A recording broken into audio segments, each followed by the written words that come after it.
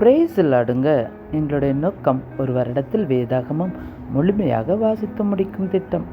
வேத வாசிப்பு பகுதி ஆதியாகமம் 44 முதல் ஆதியாகமம் 46 வரை. ஆதியாகமம் 44வது அதிகாரத்தில் எல்லா சகோதரர்களும் மறுபடியும் பஞ்சத்தின் நிமித்தமாய் யோசேப்பிடம் வந்து தானியம் கேட்கும்போது தனது இளைய சகோதரனை அவன் சிறைபிடித்து வைப்பதும் அதன் நிமித்தமாய் யூதா யோசேப்பிடம் கெஞ்சுவதும் அங்கு நடக்கும். ஆதியாகமம் 45 யோசேப்பு உயிரோடு இருக்கிற செய்தி தன் தகப்பனாகிய யாக்கோப்புக்கு சென்றடையும்.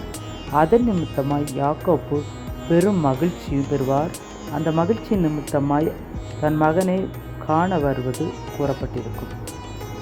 ஆதியாகமம் 46 பார்வோன் மன்னன் யாக்கோப்பு, அதாவது இஸ்ரவேல் 12 மகன்களோடு எகிப்திற்கு வருவதும், சொப்பனத்தில் கர்த்தர் நீ எகிப்திற்கு போ, உன்னை நான் பெரிய ஜாதியாக்குவேன் என்பதும் இந்த அதிகாரத்தில் தெளிவாக சொல்லப்பட்டிருக்கும்.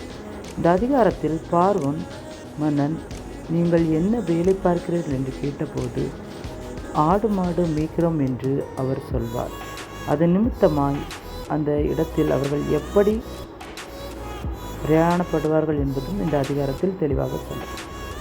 கர்த்தர் தாமே இந்த வேத பகுதியின் மூலம் உங்களோடு பேசி இன்னும் அதிகமாய் உங்களை வேதத்தில் வளரவும் செய்வாராக. Thanks. Praise the Lord. Amen.